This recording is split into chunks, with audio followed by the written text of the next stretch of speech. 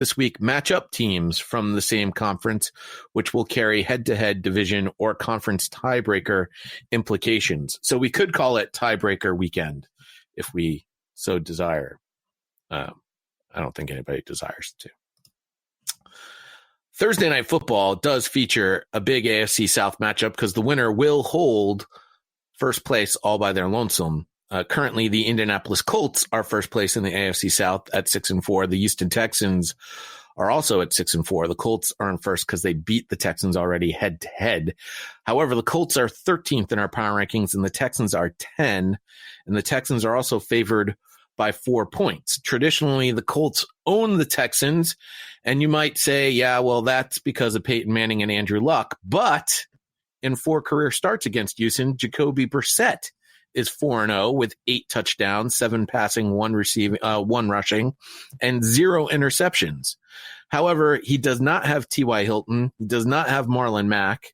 And without a few weapons, that's going to be a problem for him. Also, Deshaun Watson is apparently one of those primetime players.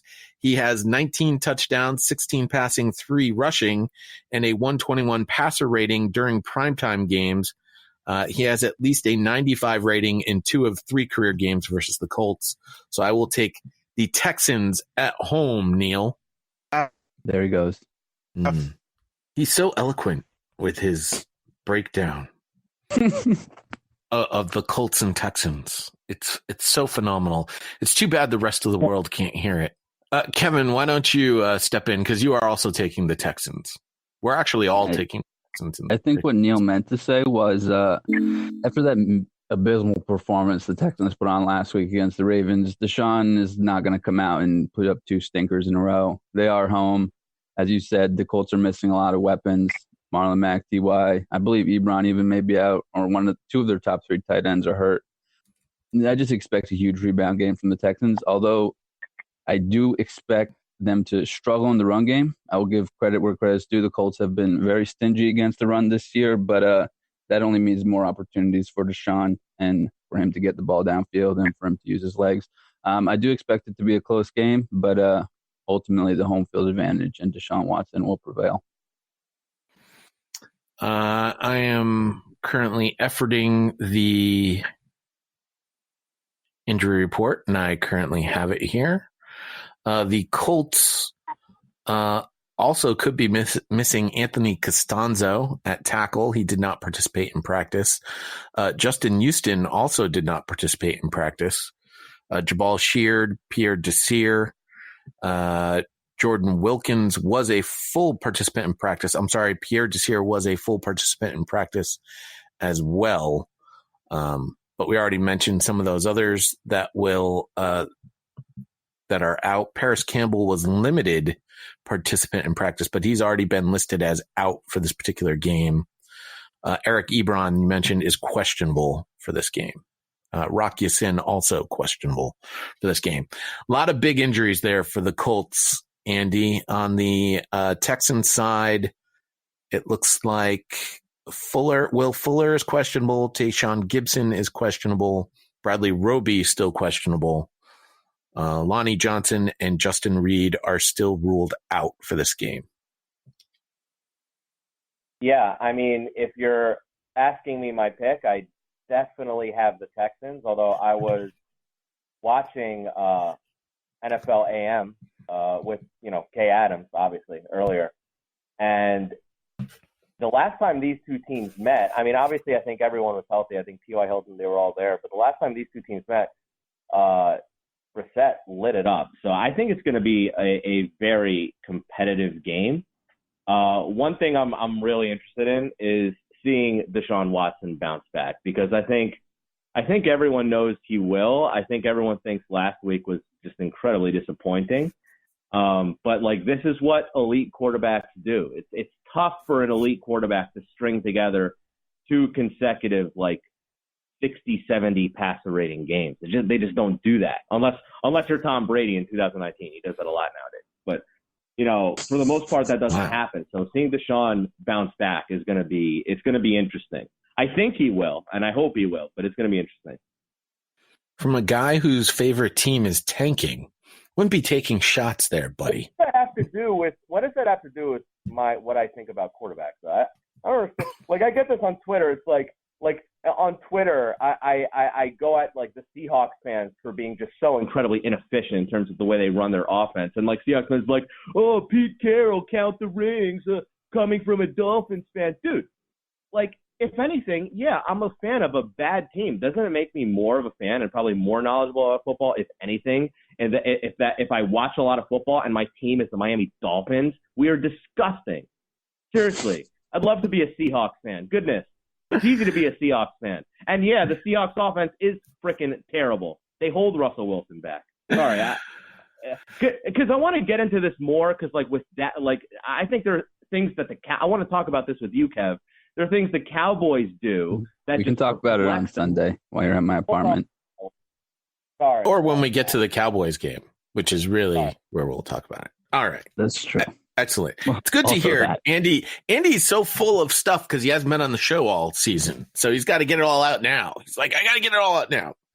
Well, the Seahawks thing and the Russ thing, I just think that's great, and it's ironic because earlier in Russ's career, I really still do believe that he was propped up by the infrastructure, and now he is propping up what is a pretty bad infrastructure. It's incredible how good Russell Wilson is, and I mean, at the end of the day, he was always this good.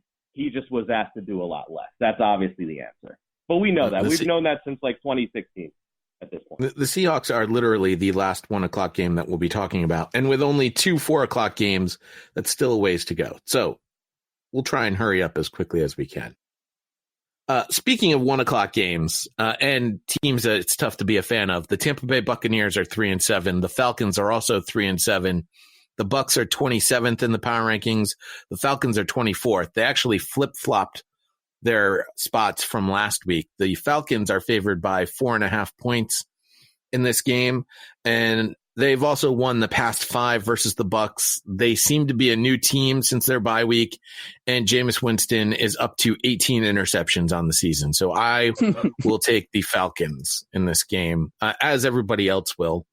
MJ, who writes in regularly to tell us what we should expect out of this, says the Dirty Birds, coming off 2 impressive wins where the defense really stepped up their game, showed people who a lot of us knew the team could be.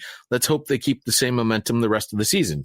And I guess we could count this to moving Raheem Morris off of coaching wide receivers and moving him to coaching the defense, because that seems to be the only thing that they changed during the bye week, Kevin. I mean, the Falcons have been super impressive the last 2 weeks. Did not see this coming. Their defense has been on fire. I think they've had like 12 sacks the last 2 weeks.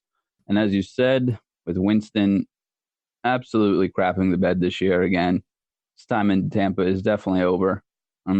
It's just the obvious pick is the Falcons. I expect at least 2 more interceptions, a few sacks, and the Buccaneers secondary is just god awful again for like the 4th straight year. So I expect Matt Ryan and Julio Jones to probably have a decent day. So honestly, this game is boring and the Falcons are going to win. The guys on the injury report for the Bucs, DeMar Dotson, Anthony Nelson, Jason Pierre-Paul, Marvin Stewart, they all did not participate in practice. On the Falcons side of the ball, we have Adrian Claiborne, John Comiskey, Devontae Freeman, Austin Hooper, Camille Ishmael, Quintoris Jones, and Tack McKinley, and Matthew Ryan also did not participate in practice, which is annoying for my fantasy team. Desmond Trufant was limited participant in practice. I'll be watching the Devontae Freeman thing because I have him in fantasy and I really could use him to play this week. Pick up Brian Hill. Like really could use Devontae Freeman to play. He's not going to play. Don't say things like that, Kevin. But anyways, speaking of fantasy, if you guys are doing DraftKings, I know I said Julio's going to have a good game. Do not draft him. He's too expensive. Draft Calvin Ridley at a much discounted price. He could easily go for over 100 and a couple scores. That's my piece of advice for this game. Let's see here. Anything else that MJ wrote? Doesn't look like it, so we will move on. His predicted score: Dirty Birds 28, Bucs 14. I love how he calls it Dirty Birds like them every time, like multiple times in the preview. It just cracks me up. The Denver Broncos are 3-7. The Buffalo Bills are 7-3. The Bills are 11th in the power rankings. The Bronx are 26th. The Bills are favored by 4 in this particular game. Bills lead the Broncos in almost every statistical category. They're playing at home. I was a little harsh on Brendan Allen last week. He played well, but yeah, good luck. We are all taking the Buffalo Bills. Did you ever think you'd say that, Andy? The Bills, I mean, I loved last weekend. I did, because Josh Allen, like the counting stats looked good, and the eye test, he looked really good at times. But like, the more games Josh Allen has like that against bad defenses, the longer the Bills are going to invest in him, and ultimately that's better that is for the Dolphins. Josh Allen just isn't good. The Bills aren't good. I'm sorry, the Bills are good. The Bills are good. The Bills are 10-6. They might play in the early game that everyone's still asleep for, wild card weekend, whatever. But they're going to win. They're going to win this week for sure. They're a lot better than the Broncos. Like truly a lot better than the Broncos. Although the Broncos have really impressive advanced statistics on defense, which is weird, because I don't know if you guys recall. Obviously, you probably do. Remember the first 3 weeks of the season when it was like, wow, the Broncos like don't have a sack. What happened? You guys remember that? Very well. It was like the first 3 weeks they didn't have a sack, but their defense is very good. It's not going to matter. The Bills are probably going to win by, I'd say, 9 points. Probably going to be an awkward score, maybe with a safety.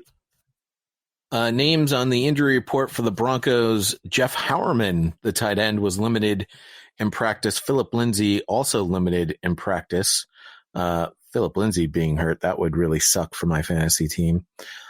On the Bills side, Jerry Hughes did not participate in practice. John Brown did not participate in practice. Ooh, that's biggie. Lorenzo Alexander also did not participate in practice. So those are the injuries to pay attention to. There are other injuries on the injury report. Listen, without James doing the injury report, I'm flying by the seat of my pants here on this. So I'll do my best to get you the important stuff, but I also got to do the weather report as well. It's been a rough morning here. All right. New York Giants are 2-8. The Bears, Chicago Bears, are 4-6. The Giants are 29th in the power rankings. The Bears have fallen all the way to 22nd, but they are favored by 6 points in this game. Mitch Trubisky is dealing with a hip pointer. Chase Daniel may actually give the Bears a better chance to win this game. Just let the Giants make a turnover. They're minus 12 on takeaway giveaway ratio so far this season. I would say we're all taking the Bears. Neil actually has locked the Bears in, but Andy has decided to go with Crazy Jared and his Giants. Yeah, I just feel it. I feel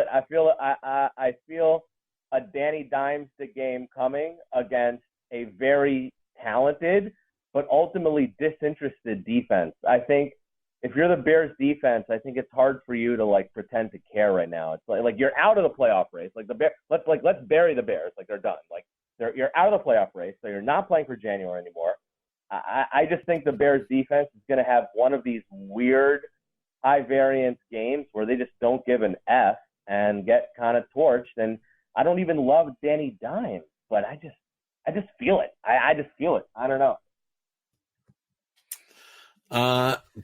Mitch Trubisky, not on the injury report. He was a full participant in practice, but I did see on that same Good Morning Football with the lovely Kay Adams and Nate Burleson and Kyle and Schrager, just to name the rest of the squad on the Good Morning Football team, that he is dealing with that hip pointer. Danny Trevathan and Adam Shaheen are the only two that did not participate in practice for the Bears.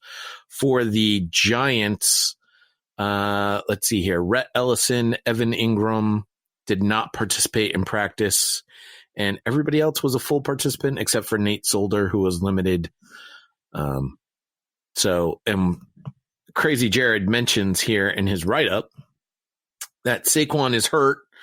but that he'll be trotted out there for some reason